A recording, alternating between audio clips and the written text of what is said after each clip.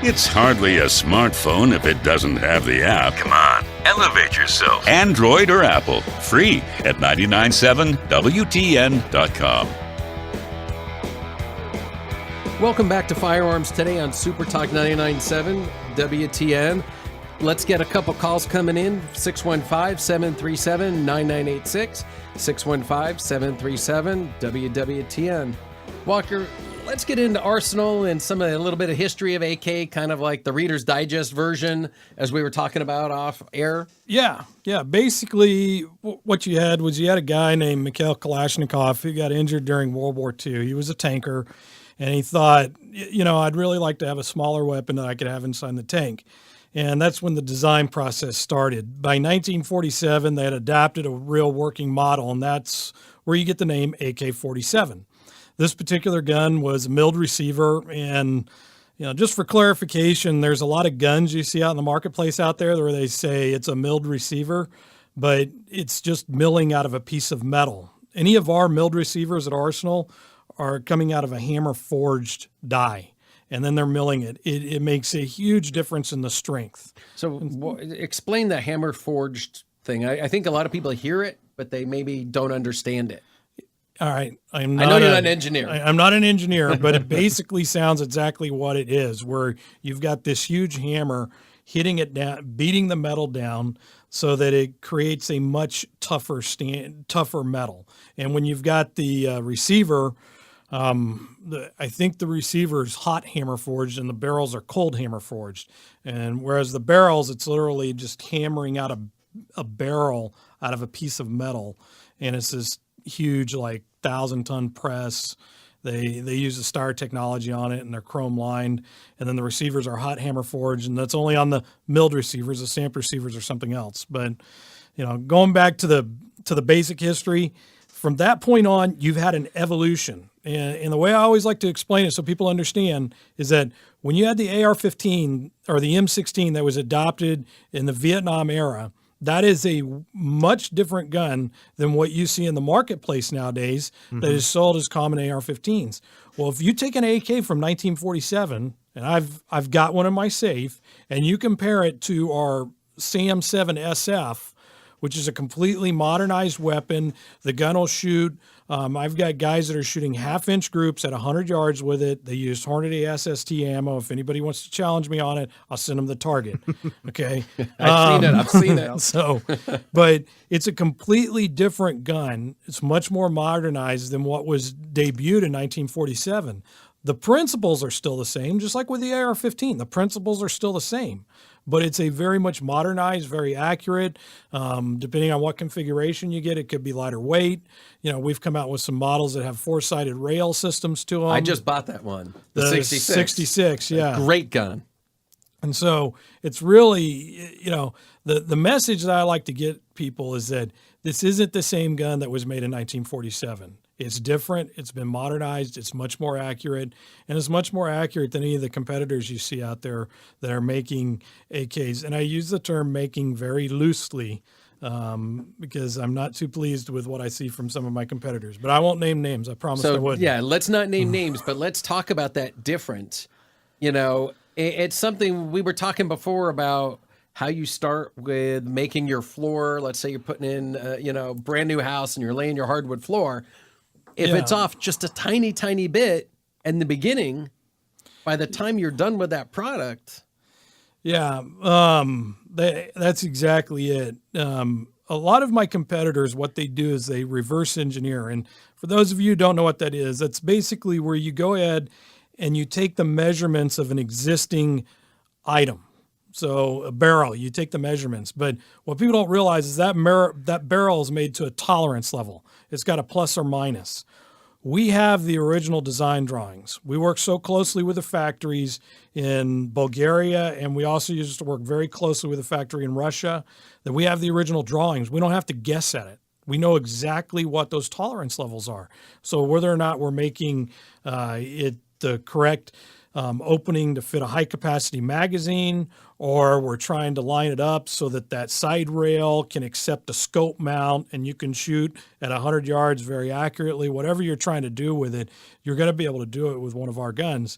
And with the competitors, they've reverse engineered it, which is a nice way of saying they guessed at what the measurements were. And so going back to the example of the floor, if you shoot that laser for laying your first line of wood floor, if you're off by, a centimeter on that first line, depending on how big your room is, you could be off by 2 feet by the time you get done laying your floor. And that's what these competitors have done. So when you shoot them, they pull a 10-inch group and people go, oh, AKs are not accurate. And that's not true. What it is that they've made an inaccurate rifle. Our AKs are very accurate. And that could happen with an AR or any handgun Absolutely. the same exact way. Yeah, absolutely. And so you got to look at what you're doing. And so people ask, why should I pay $1,200 for this AK? Or we've got some price pointed ones that I think are in the $900 range that are the stamped receiver. And we've got some that have the side folding stocks that are in the $1,500 range. And they always go, why should I pay that much for it? Well, my first response is I always tell them, you will get what you pay for. Especially in the firearms industry. That's exactly it. If you want something quality, you want something that's a pleasure to shoot, you want something that you can hand down to your children, you want something that's going to work when you need it, buy an Arsenal. That's the one thing that I've noticed sometimes what happens, and of course I'm not talking about any of our customers in any way, shape, or form, but people, they don't want to spend the money for something that's going to save their life. And they try and downsize that. And that's the one thing. That's the last area I want to skimp on. Yeah. You have to pay for that.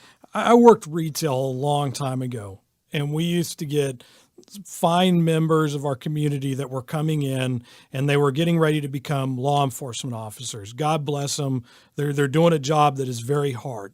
And they would come into the store and they would say, all right, I'm getting ready to become a cop walker. I want to get a good firearm. What can you recommend for under $400? And I'd look at them and say, really? Come on. This is going to be the gun that you have at your side. Do not let price dictate what you're going to choose. Choose something that you will enjoy, you're comfortable shooting, and is of very good quality. And there's lots to choose from. And it's the same thing when you're buying a rifle. If you're buying a rifle, and you want to be able to do different stuff with it, you want to be able to let your kids shoot it, take it, hand it down from I got 4 kids. And when I buy something, I always think, is this something that is going to last throughout time that I can hand to my kids? And we get comments. I'm really concerned about what's happening right now in the world with terrorism, with this country, with politics, this kind of stuff. What kind of rifle can I get for like $500? And I'm sitting there going, wait a minute. You want this to save your life in that pinch. When that situation happens and more people believe that situation's going to happen in some fashion, whether it's a home invasion robbery or it's, something, right? I don't want to talk about negative things about the country collapse and all that kind of wild zombie apocalypse stuff. But people ask and people talk and they go, yeah, I want the cheapest rifle or the cheapest handgun possible. And I'm sitting there and I'm going, wait a minute. How much can I scratch my head to promise and do my best to explain that we've got to get that quality right? Because this is that one item. That's exactly it. And you know what? To that buyer, my recommendation is I'll tell you what, go out and find the brand that you like the best. And so let's say you go, well, I like Arsenal. And so you find the brand you like the best. Now pick through my line and pick the most price pointed one in there. Mm-hmm. If you're a budget shopper, all right, don't go with the $1,500 side folder milled receiver. Why don't you go with the $900 one that's a stamped receiver that's a great rifle, the SLR 107, but you've got something that's backed by a factory here in the U.S. If you have any issues with it, it's under warranty. You can send it in. And, go with something that will last. And so, if you are a price pointed shopper, don't look at the price, find a great brand, and then find something in their line that's priced for your budget. So on that one that you just spoke about, still a chrome line barrel. Yes, chrome line barrel. You're going to get the accuracy that you want out of that gun. Absolutely. Same quality control. It goes through the same quality control. The biggest difference in a 107 and the SAM 7 SF is that the 107 is made out of a stamped receiver and the SAM 7 is made out of a milled receiver. And, to put it in practical terms, what I tell people is I say, okay, the milled receiver will last you 3 lifetimes and the stamped receiver will last you 2. Yeah. And so I think I could take either one of those Yeah. and be okay. That's it.